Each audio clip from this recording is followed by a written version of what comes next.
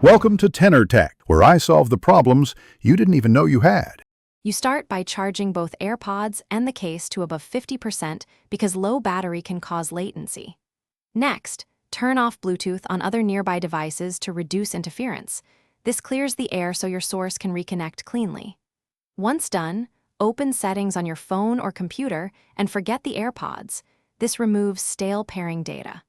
You do this because old link parameters often cause delay. Resetting that state forces fresh negotiation between the devices.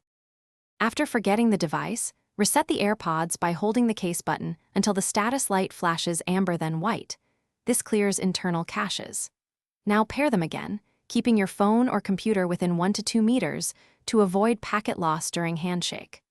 Once paired, go to Bluetooth or audio settings and choose AAC or SBC codec if available, and disable any low power or gaming modes that add buffering. These steps reduce buffering and align sample rates to lower delay.